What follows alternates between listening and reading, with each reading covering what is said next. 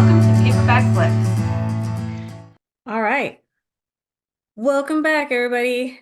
We are here talking holes. Holes. Not just any holes, about the book and the movie holes. That can be taken all sorts of weird ways.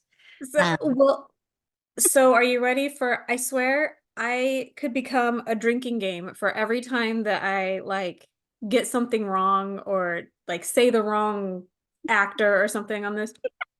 So when I said, "Oh, we're going to do holes," and I said I don't know anything about it except that it's about holes and about owls. And then I read the book and I saw the movie, nary an owl in the whole No, thing. no owls. So it's like, And I was like, what in the world? And so I texted the person who had said, "Oh, I love the owls." And she says, "Oh, that was hoot, not holes." oh. And I was like, what the heck? And so I had to look that up. That's not what we're talking about tonight. But I was like, cool, cool, because I just said that on the podcast last time. And she's like, oh, Oh well. hilarious. All So right. yeah. So Um, they were talking about a different movie, a different book then, or yeah. So it's something to do with owls that burrow or something. okay. So All right. similar enough that she got them confused, or I don't know. But Okay. anyway, Okay. That's fine. I was like, that's okay. The beginning of our podcasts tend to be correcting all my mistakes from last time. So perfectly, perfectly. Yeah, sure. Whatever. All right. Okay. So on to what we're actually talking about. Had you read it or seen it before this? I've seen the movie before. I hadn't read the book. Oh, that so you had the Shia LaBeouf that was not your favorite. Yeah, we're not Shia LaBeouf fans. Gotcha. Okay. So then I kind of wanted, before we get into the movie, I kind of wanted the author's perspective maybe that you have Hmm. on the book, the writing style, point of view, that kind of thing. Okay. So asking me Yeah. as as another author. Um, I thought it was interesting. Like having seen the movie, it was interesting to see how it was written in the book. Is so there's a lot of back and forth between different stories. So there's really three stories happening. That they all end up kind of intertwining at the end. Like it was just interesting. I didn't know how that would translate into a book, and I listened to an audiobook version of it, right? And there was like 10 things you didn't know about holes at the end with the author. Hmm. And one of the things he talked about is how he couldn't quite decide how he was going to tell, the backstories, not the part about his ancestor, Stanley's ancestor, but about like the lake and, kissing Kate Barlow and Sam, like that whole background. So it's like, I'm just going to tell it. Like, he's not going to know about it, but I, the author, know about it. So I'm just going to tell the reader, like, oh, yeah, and this separate thing happened. So it wasn't be something that Stanley knew about, but they would just make it work. And I don't know, I thought that was interesting because a lot of times people don't like when the main character, the person you're focusing on, doesn't know something. They don't like you putting that in. They want to see it from that perspective with that one character, which I think is very limited. And, I'm not that sort of author. I would like have all the different things. So some people prefer that a book be from one perspective and not jump from different narratives or different people. So, but otherwise, yeah, I don't know how they would have made this work unless Yeah. somebody told them the story about kissing Kate Barlow and the lake and Sam. I don't mind being, is the word omniscient that I'm looking for Uh-huh. with the story. Yeah. Like I like that like when you're watching a movie and the camera pans to the forgotten item or whatever that the main actor doesn't see, or well, like that is fine. I like um not so much flashback, but kind of that going back and telling the story. I Mm-hmm. kind of like that. I feel like that's like life. Like I've talked about like with my kids especially, where they will hear a term and they'll be like, "What? such a new concept. And I'm like, but it's not a new concept. Like that's something that I grew up with. And for whatever reason, it like didn't register to them before. And so Hmm. it's new to them, even though it's like an old thing, you Yeah. know? Or like when your kid comes home in like the fifth grade or whatever, and they're like, Mom, did you know about the Holocaust? You know, and you're like, yeah. Yeah. And I've been but it's alive longer than you. right. And you're like, you're just so amazing because you already learned this. You're like, well, I've already had fifth grade or whatever. I kind of feel like it's the same way when I'm reading a book. Tell me what you need to tell me. Like, and in this case, I felt like Stanley didn't need to know that. Yeah. He But it was knew, nice for us to know that. right. It's nice for us to know that Kissing Kate, like her story mattered. Like it wasn't just, oh, well, he got robbed by, some rando that we made up.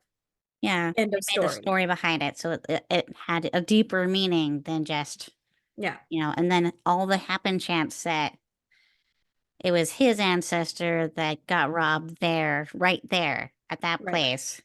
And that she used his case to stash her stuff in. Hmm. It just all works out. So, like, it's a fun little story. Yeah, it's incredibly coincidental. It's Hmm. not at all the way reality works. If this was like trying to be more realistic, I wouldn't be able to buy it. But because it's kind of like it's not a kid's book per se, but because it's like, a young adult book, you can get away with, or maybe in middle grade. I don't know. How old is he really? Is he 14? I felt like middle school E. Yeah, middle school. I'm not quite sure how old he is, Yeah. but because it's that age group, you can get away with some things you can't in an older person, like an adult book. Hmm. Like, so you can kind of bend the rules and kind of spin a yarn and all these unrealistic things, and you can pretend like, oh yeah, that's totally possible that could happen. Right. So like this doesn't really feel like a real story even though we know it's not a real story. But what I'm saying is, within world, it doesn't feel like it's a true story. Within world, it feels like it's like a wise tale or like a myth kind of a Right. thing instead of like based in reality. The good guy wins, the bad guy faces justice. Everybody goes home happy. Eventually. Like, yeah, happily ever after. Like, Yeah. yeah. So I kind of felt like because I don't necessarily like we'll talk about sometimes people will look at movies and they'll have like a very critical eye for the movie. And I don't. I just want to be entertained. If you're going to teach me something and Sure. don't be patronizing, Yeah. and if you're going to give me a message to think upon, then give it to me, don't preach it to me. Like that's kind of how I Let me think about it. Yeah. write. And then when I read a book, I maybe will be a little bit more critical, but not quite to the point like I don't have that author's perspective, which sometimes I feel like change it. Like you will say things now and then that I'm like, oh, I had not even considered, No. you know. When I read the book, it felt juvenile, like you said. Mm-hmm. It felt a little younger than young adult. It Yeah. felt a little juvenile, but it felt the way a middle school kid would have told this story. Yeah. And since it was from his point of view, I was okay with the concept that it felt a little juvenile because it's like if my 12-year-old comes home and tells me a story. You know what I mean? Yeah. Mm-hmm. And so I was okay with that. And sometimes it's annoying um when I've talked about Brandon Sanderson is one of my favorite authors. And sometimes I get annoyed when it's like every chapter is a different character focus in a different time. This was 4 years ago. Now we're going back 7 years ahead of that. Now we're going to when that person was a baby. Like Yeah. that sometimes becomes overwhelming. And I'm like, man, this and this is my favorite guy. And Yeah. so when it was in this book, I felt like it was just the right amount of like you're going along and all of a sudden they're like, hey, by the way, this used to be an actual lake, you Mm-hmm. know? Oh, hey, by the way, this story was taking place. Also, guess what? That's Kate, like Yeah. I liked that the way that he kind of jumped back and he was like, in the beginning, you just need to know Stanley. You just need to know that he's unlucky. He calls his great grandpa the no good, rotten, pig stealing, whatever they say. Pig, pig stealing great great grandpa. Yeah. I like that. And It's funny. I did kind of see, like, I was like, okay, so this is going to have something to do with the great great grandpa. And it did. This is going to have something to do with um Kiss and Kate, and it did. Obviously, before I even get to meet the, what's the lady called? Madame Zeroni. No, no, no, no. The Um, director, or not director, the warden at the warden. camp. Yeah. Before you even meet the warden, you're like, hmm, kids are digging holes looking for treasure. Like, there was Mm. a lot of things that I felt like was a pretty easy, like, get. Yeah. Do you know what I did not get until they actually explained it to me at the end? Because in the very end, he's like, hey, if there's any other holes in this story, you'll just have to fill them in yourself. But I will tell you this and this and this, right? And most of it was like, yeah, duh, we get it. I didn't catch that Madame Zeroni and Oh, Zero's last name was Zeroni. I was like, ah, he's like mind blown. Yeah. like that I'm like, good job, you got me. Like, Yeah. I like that. I like a mystery that I can't solve. I like the, like, oh, did you see this coincidence? How interesting. Look at this over here. But did you catch that one? No. I like that. I like to guess and be wrong. Like, that means you've done a good job. That means that you sent me in this direction and I didn't even notice the sleight of hand over here. Like, so yeah, I Okay. was like, suddenly I like this book a lot more because of the thing I didn't catch. Oh, okay. I can see So, that. Yeah, it was funny watching it with my son who hadn't seen it before and hadn't read the book. And I was like, okay, pay attention, pay attention. There's important things happening. Like, pay attention or you're not going to understand what this all has to do with everything. He'll be like, what's that have to do with this? I'm like, just pay attention. It'll all make sense. And then like later he goes, wait a second, Cerrone. And he's all putting it together in his head. He's like, I feel like I know that name. I'm like, you do, you do. mhm.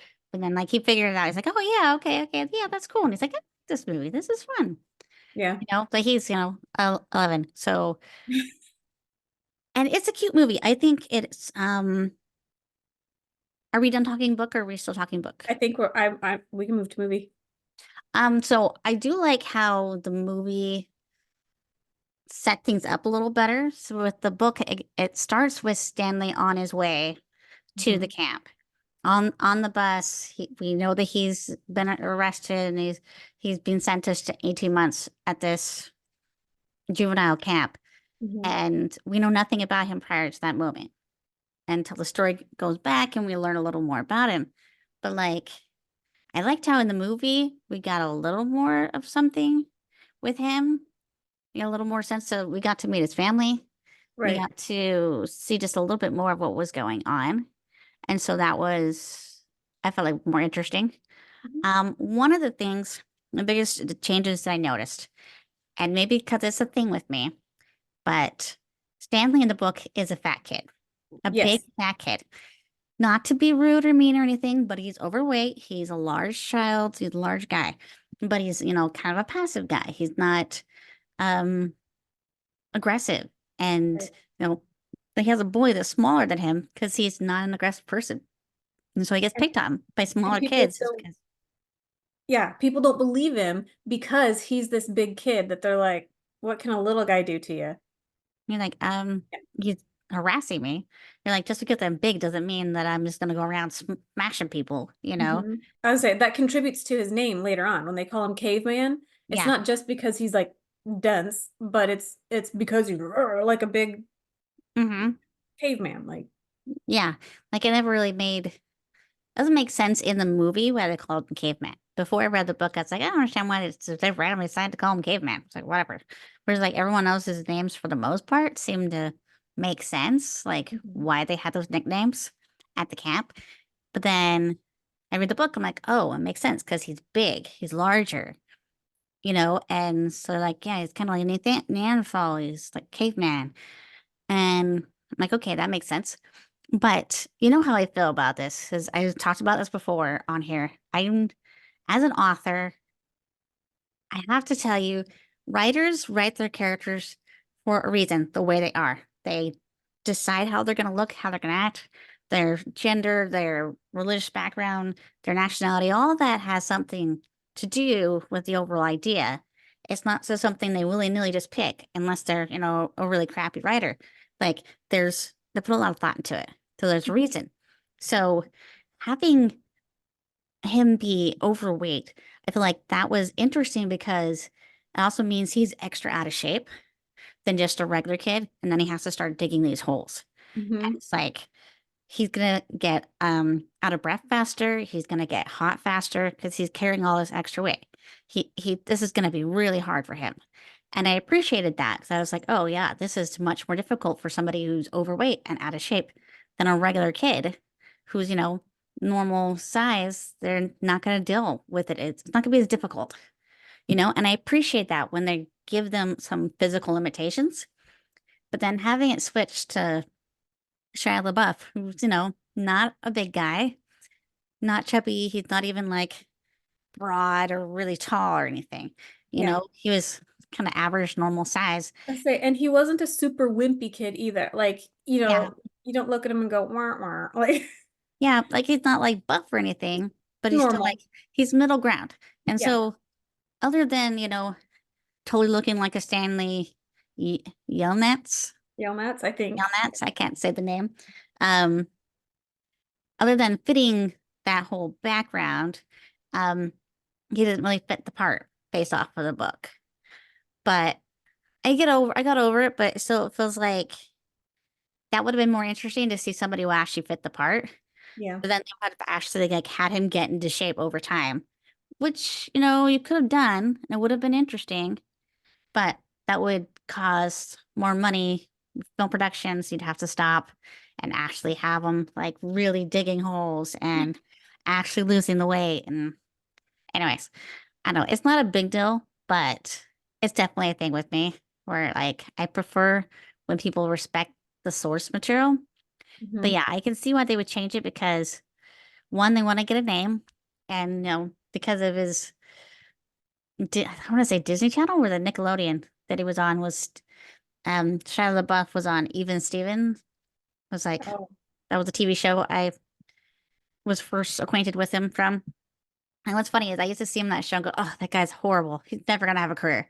And he went on to have a career. I was like, knows what I know.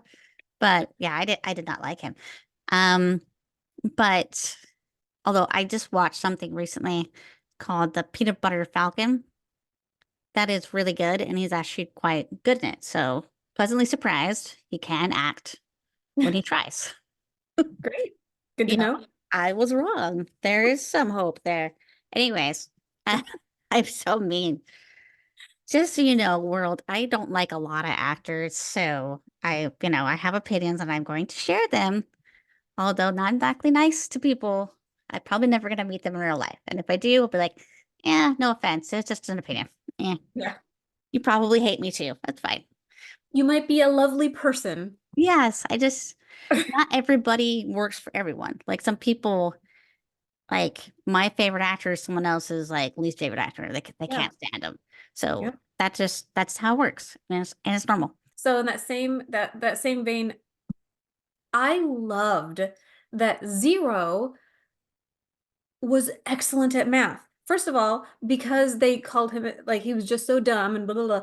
But his name was math. Like, you know what I mean? Like So they called him Roni, well, it Zero. makes sense. And They call him Zero, not realizing yeah, that's actually a good nickname in another sense because he's really good with numbers. right. And the fact that he like in the movie they do like at one point he was like, oh well, that's so and so, that's whatever. The that's 5 letters a day or whatever it was that he said. Hmm. And he goes, wow, you're real good at math. And then they kind of just let it die. And even at Yeah. the end, when they found all the stuff and they were looking at all the, and Stanley goes, this is millions or something like that. And I'm like, no, no, no, no. this was where Zero shines. This is where he's like, oh well, that's 14 million, blah, blah, blah. And like, I don't know what the number is, but he like rattles Yeah. off the number, and everybody's like, the kid who can't read can do this math in his head. Like Hmm. that was the amazing thing of Zero. Yeah. And they kind of threw it away in the movie. Yeah. They didn't utilize it. And that was what was really interesting is that it kind of showed that somebody may not be what you, I think the message I got was that don't judge a book by cover, essentially. Don't, Hmm. write people off Yeah, because somebody might not seem like that big of a deal, but they can surprise you. There'd be more yeah, to them and they'd be a lot more interesting than you think they are. And yep, I think that's kind of the theme throughout the three stories. They're kind of there. yeah. Well, and also kind of the fact that there are aspects of your life, like Stanley was cursed, and his ancestor, you know, like everybody has their own thing. Also, you can still make your own choices. Stanley could have just been like, and his dad too, could have just been like, I'm cursed. This is what I do. I'm gonna live on the dole, and I'm gonna keep my head down and be Hmm. cursed, right? Yeah. And they don't. I mean, Stanley's a kid. He's still developing who he is, but he sticks up for people. He reaches out. He ultimately ends up helping, even though he's getting help. So he's helping Zero to read or to write or whatever Hmm. because he's getting help with his hole, like digging the holes, but also like he could have just been like, "No, man, like he was. Ah, I don't know, man. I'm not a good teacher and we've all got to Yeah. dig our hole." Like, but he didn't. He was always like the whole once they run away, and he is the hero. Hmm. The hero of your story is the person from like the main character. He actually is a hero, not to break a curse. It has the effect of breaking this curse, apparently, Yeah. but he didn't do it in order to break the curse. Yeah. He did it because he's a good guy, and because if nothing else, he's gonna die trying to help his friend. Like that's that's it. That's who you want to be. Be that guy, you Hmm. know. Exactly. So yeah, And I like to, they even showed what the dad's like, oh, I thrive from failure. I learn from my mistakes.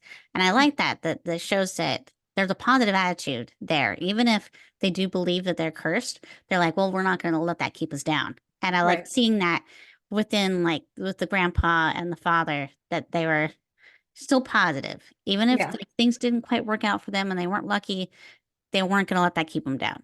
Yeah. So I like Yeah. that. And I liked having the grandpa kind of tell a story about the ancestor and then the kissing Kate Barlow, like he sort of introduced that. I thought that was more, it was interesting to have the dad and the grandpa and the mom be a character, Mhm. even if they were small, they still added a lot more to the story having there. So yeah, I understand them wanting to have a name in that main character, and Mhm. and I'd completely forgotten it was Sigourney Weaver that played the warden. Yeah, that was I fun. was like, I know it's somebody famous, but I couldn't remember who it was. I was like, oh yeah, okay. And I really like that whole excuse me and like that look like and these kids that are like supposed to be like these wild rowdy juvenile delinquents are like petrified of her. And these guys just worse for they're petrified of her. Well, yeah, once you see her scratch a guy with snake venom on her nails, I'm like, I thought that was interesting. I Yeah. was like, wow, this lady is really mean. Um, but yeah, I thought she was really good. I enjoyed seeing Sigourney Weaver and that part. And I liked that character. I thought that character was really well written. And apparently she's based off of somebody, like a teacher that the author had growing up that would do that. Like, excuse me? And that was Uh, like what they would do. I'm like, and that's fun. A lot of authors do that where they take something from real life and they bring it into their story. And it's fun knowing that's where it came from. That's inspired from a real person or a real yeah. thing. So that's fun. I like John Voight as what's his name? I forgot. Mr. Sir. Well, Mr. Sir, that's funny because I literally go around calling people Mr. Sir. not because of this book or this movie. I was doing that before just to be funny. But then, yeah, when he snickers about it, I'm like, yeah, that is funny. Yeah. Someone's like, I'm Mr. Sir. And like, okay, Sure. really? Yeah. Yeah. So I also liked, I don't know, I feel like it wasn't in the book, or if it was, I didn't notice it, but that they gave those guys a backstory. Mhm. Just right there at the end when they were like the police officer, whoever, is like, wait a minute, I recognize you. And Yeah. the guy's like, well, you didn't even know that he's not even a real doctor or whatever. And like Right. they all had their like, Yeah, the whole oh, something going on. Yeah. yeah, because I didn't like that character. Well, I don't even remember his name now. The Dr. like, Podansky, yes, something like yeah, that. the counselor. Yeah. I didn't like the character. I didn't like the character in the book. I couldn't really get a like I'm like in one instance he sounds like he's supposed to be genuinely trying to help these kids, and then in the next minute he's like, we call him Zero because there's nothing going on in his head, and I'm Yeah. So like, it's like he doesn't mind putting down zero. So it's like maybe he's racist. Maybe right. well, he seems like he doesn't do that to the other black kids. So maybe he just doesn't like zero. Right, there was something that I'm like, At why other is times he's like super she's trying to be supportive and trying to help them be better people, but then he's like, no problem at all, yeah, insulting zero. So maybe that's because he's not a real doctor and he's, yeah. not a real psychiatrist. But it's like, what does he have against zero? You just It not was like that kind he of, doesn't talk to him, that he doesn't engage, that bother him or something. yeah.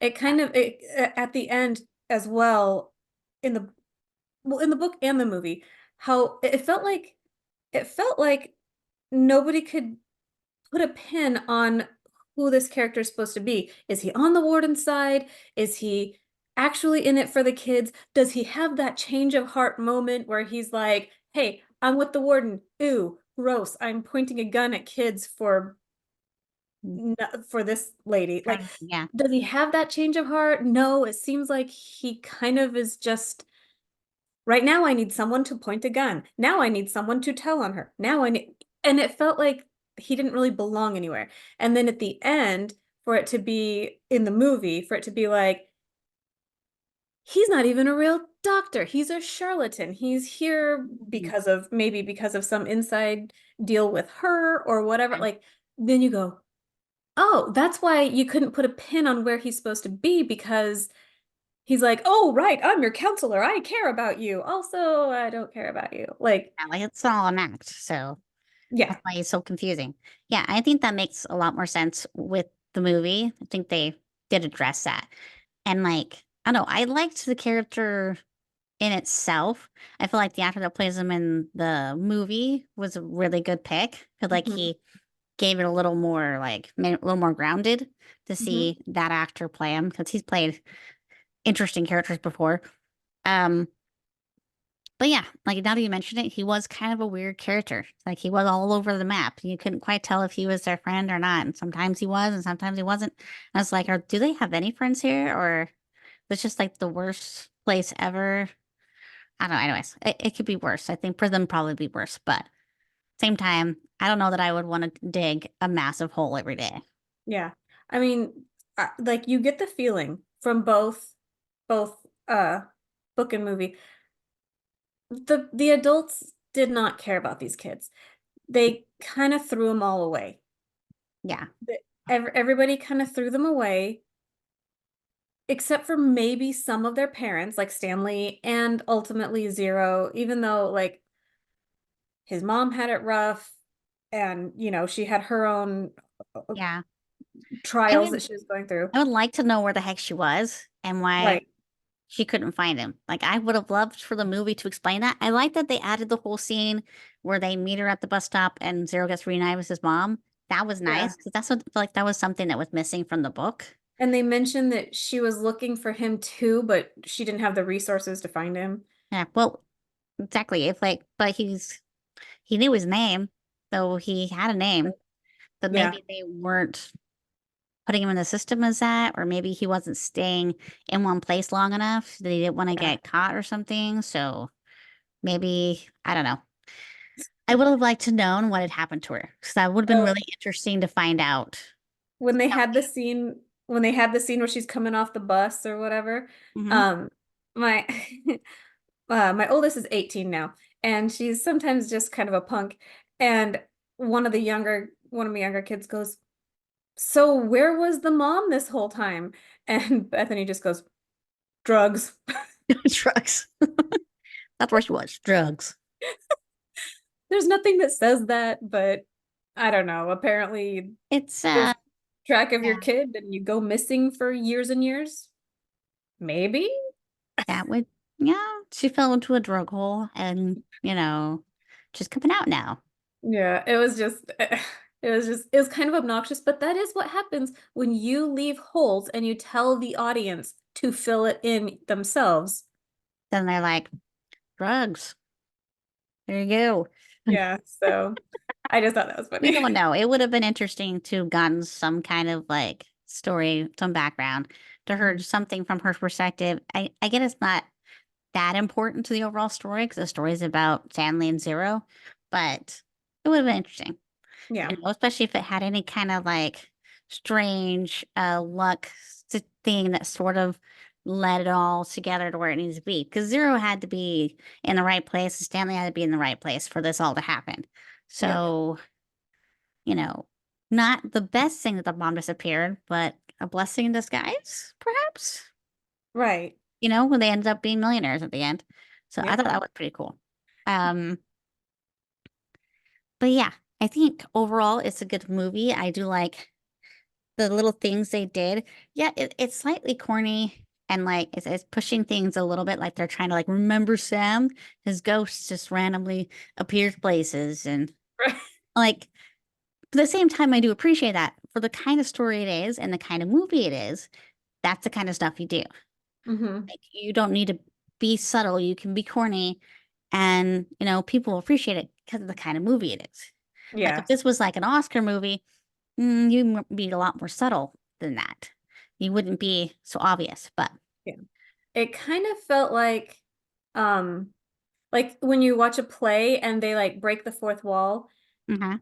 and you're like, you're treading a fine line there because sometimes it's annoying. Sometimes you're like, dude, tell me the story. Like we were watching the story. What are you doing? You know? Do it, yeah. But other times you go, oh, well, sure, maybe he saw Sam and he's like, who is this person? Like, I don't remember if that's in the book. I feel like it might have been in the book when he saw something out the window and he's like, what was that? And then he looked around and I the don't remember. officer, I thought that was in the book where he saw something, but when he looked at the other guys, the bus driver and stuff, like they weren't paying attention or whatever, and he Hmm. looked back and didn't see it or couldn't tell what it was or something.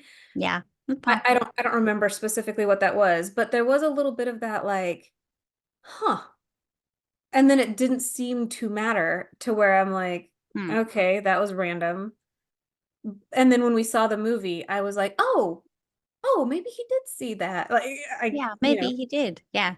but the foreshadowing was a little bit heavy. Like I said, there was a lot of like, oh, here's this random tidbit. Wonder what that means. Mm. There was a little of that in the book, to Yeah. where I was like, okay, but also if I was a 13-year-old reading this, I might need that. I Yeah. might need you to break the fourth wall and wink at the camera so that I know, oh, pay attention to that one. Yeah, which I essentially did for my son when I was watching a movie with him. I was like, "Okay, pay attention. Did you notice that? Did you notice that?" I was like, I Yeah. wanted him to get it because sometimes they don't always pay attention while they're watching the movie. Like, I can't blame them. I'm the same way. I do other things while I do stuff. So I'm always I doing do two or too. three different things. So my son will be drawing while he's watching the show, and I'm like, "Okay, you pay attention. This is important. Watch this." So, yeah, so maybe that's just their age, or it's definitely the kind of story that it was. And I think as far as taking the book and putting it to film, I think they did a pretty good job of capturing the same feeling, the same essence of that story. Um, I did really enjoy the Kate Barlow and Sam story, and I felt like so you have Patricia Arquette played Kissing Kate, And I thought she was a great pick. She did a really good job of being like the school teacher and then being the bandit, like the outlaw bad girl. I thought it was interesting transition from one to the other. Um, and I really liked the actor that they got to pick Sam. I thought he fit the character. He was also rather yummy. He was very cute, and you could see why you would like him because he was nice. He was handsome, and he was interesting. So I mean, I felt like they did a good job bringing that story to life. I feel like I really enjoyed that part in the book, and I felt like they did a good job making that work. Um, I liked that they actually showed his death in the movie. In the book, there's like, oh, well, the long and short of it is, they caught up, and they killed Sam, Right. and whatever. So it was kind of like he didn't know how to finish that scene or something. So he's like, and they killed him instead of like really telling us a story or showing us a story. He just told us. So Right. I didn't appreciate that in the book, but I appreciated that they did it in the movie, and I thought it was really well done. Because like in the book, she was in the boat with him when they Right. caught him, and I like this better that she didn't reach him in time, and he doesn't even know what's going on because he's on his way over to his onions on the other side of the lake, and you know, kind of sad seeing Mary Lou the donkey has been shot, and I was like, was sad. Poor Mary Lou. That's one thing that cracked me up though when they're in the present and they're talking about, I wonder who Mary Lou was. And I wonder if she was, really hot in a swimsuit. And I'm like, just a donkey. Yep, I'm sure she's really hot and in a Takes all swimsuit. kinds. Yeah. So yeah, that was funny being like they didn't know who they're talking about, but we did. So it's like, haha. But yeah, I feel like they did a good job. And it does kind of feel like an after school movie in like Hmm. because of its corniness, but so was the book. Yeah. So I feel like they did a good job. Yeah. It's fun, it's entertaining. They encapsulated the whole spirit and the vibe. I liked that they add the things they added. I liked it in the movie they actually had it start raining. Because in the book they didn't.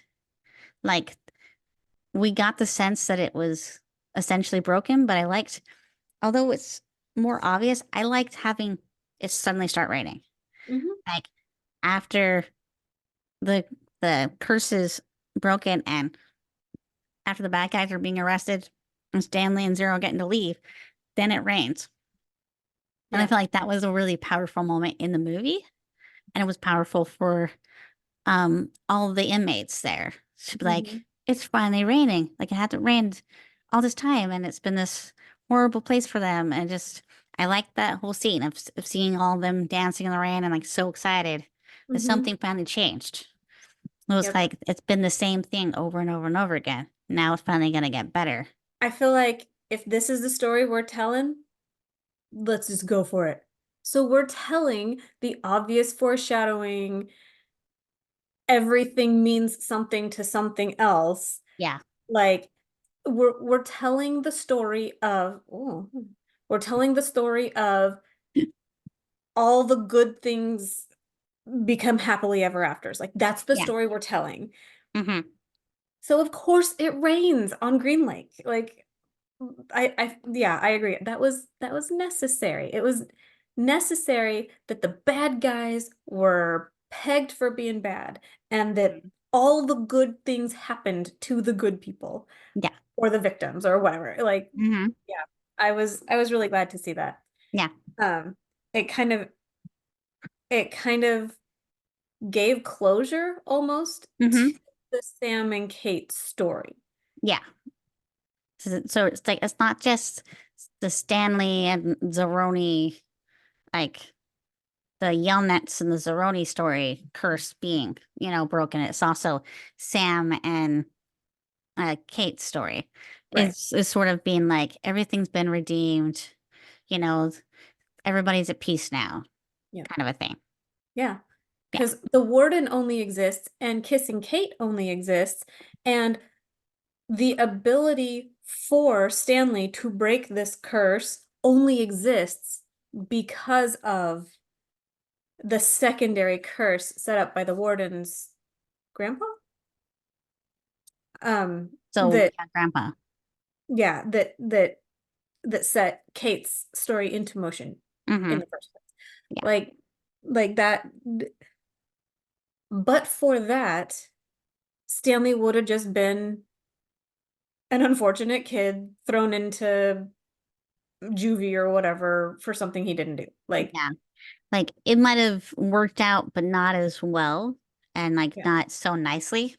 yeah, So it was kind of and like those one of those things where everything just falls into place. Yes, we know it's orchestrated that way, but even so, it's still kind of a fun story. It's fun to think that all the things could actually happen that way yeah, and, you know, resolve themselves beautifully. yeah. And I don't know if the author was going for this, but personally, I like the concept that your choices affect people after you. With the, oh, what's the first guy's name? The first Yale Nuts that I want to say, um, Ilya, something I, like that. Ilya, Yeah. yeah, something like that. And he wasn't a bad guy. He No, was like, oh man, I really like the pretty girl. And the Madame Zeroni is like, why? She's he's an idiot. brain dead. And He was right. he does see that. Like he's not an idiot that's like, nope, anything, please choose me, you know? Like she's like, I'll pick a number between 1 and 10. He's like, He's no, like, she was right. This is stupid. you're an And idiot. then You should be like really old fat dude, handsome young man who said like wants to love me, and like the fact that right, she's not gonna pick the young guy. right. Like But he's this like guy is like, you know what? If you're gonna make me fight this hard against like him, I should be the obvious choice here, but okay, fine. yeah. You And deserve the shot. how insulting, like it's just insulting. Yeah, Like the other guy wasn't in it because he loved her. The other guy was like a pretty young, girl. just because, That's yeah. it. You know, Whereas the other guy, like he seemed like he genuinely wanted to have a relationship with her and fall in love with her, and actually thought she was a nice person and everything. You right. know? And so it's just so insulting. And he saw that and he was like, Oh, and he wasn't a jerk about it. He was like, no, you know what? Marry him. In fact, keep keep the the pig. pig. That's it. Yeah. Like, he's like, fine, I'm better than this. And he was. And when he went to America, he wasn't like, peace out, fools. Like, he just, Forget you, Madame Zeroni. right. She's the one that said it. She's the one that's like, you should go to America. And so he's like, you know what? She was right. She was right about her. She's probably right about this. And then on the boat, he's like, oh no, there's nothing I can do about Hope it that doesn't now. come back to bite me. Yeah, Yeah. and so he wasn't a bad guy, but your decisions affect more than just you. Yeah. And that kind of is a story. So the can't write people off and the concept that your decisions affect more than just you. Like that's an underlying theme of a lot of the backstories. Yeah. The Yelnats stories, the Warden's stories, Sam and Kate, like Yeah. they all have that undertone, you know, including Zeros. Mm-hmm. His, but for other people making decisions that put him in such a bad place, Mm-hmm. he wouldn't be there. So yeah, Yeah. I like that. That's a life lesson that I think we would all benefit from remembering. Yeah. Exactly. Okay. So overall, I think it's a pretty good adaptation, Mhm. and yeah, it was fun. I liked it. Yep. So, is there anything else you want to add before we talk about the next book? Where we're No, oh, I did mention my daughter says because she read the book back, I don't know way what, back. grade school, I think. And she was like, I could have made a pretty accurate book report off of this movie. I'm like, yep. It's pretty close. Yeah, it's Yeah. not a lot different. So I do feel like they did a pretty good job of trying to keep it all together Yeah. and be accurate to it, but they still expanded upon it and made it a little more interesting. They made Right. it more cinematic and more. I thought that was good. Okay, so here's the deal. I've had some people suggest that we do a Stephen King book. Okay. I've only read a couple Stephen Kings, and the ones that I've read, well, one of them is The Stand, which is a massive miniseries. I love the one they did a ways back with Gary Sinise that I grew up with. Then they did a newer one a couple years ago with Alexander Skarsgård as like Flag. He's one of my favorites, and it's pretty good too. But I don't want to force people to watch a miniseries, let alone two miniseries, because I would feel like you need to watch both of them. So we're not going to do The Stand. And it's a rather big book too. So I thought it might be fun to do a book I haven't read of Stephen King's. And so I was looking at the different ones. A lot of Stephen King books are made into movies. I think almost everything he's Mhm. ever written Right. has a movie. Um, so well, here's my options. I couldn't really decide, so I was gonna let you choose between three options. We Okay. have the Firestarter, Carrie, or the Dark Tower. They're kind of a wide variety there, but Yeah. I grew up with the Firestarter movie with Drew Barrymore played the little girl in it. And then they made actually a remake recently I haven't seen, but has Zac Efron playing the dad. Carrie, Sure. there's a couple renditions of that, and it's iconic. And then the Dark Tower, it's a little different than his other stuff. It has a little bit of a fantasy element to it. So I like the idea of a Stephen King that's more fantasy and less sci-fi, if that makes sense. Okay. Yeah. Yeah. So I know Carrie, pretty well, the movies anyway. I've seen, I feel like I've seen two movies of it. But anyway. Yeah. Um and the Dark Tower, I feel like that's a newer one, Newer right? one. Yeah. That's a Yeah. more recent than these others. I don't know that I've ever registered Firestarter. I don't know anything about that one. Have you So seen the movie? no, I'm Oh, okay. All right. We can sure that do. I've heard of it, but I don't Okay. So should we do Firestarter? do Firestarter. All right, sweet. So next time we will do Stephen King's Firestarter and watch the couple movies made off of it. For Paperback Flicks, I am Rose Craddock, I'm Ray Davidson. and we'll see you guys next time.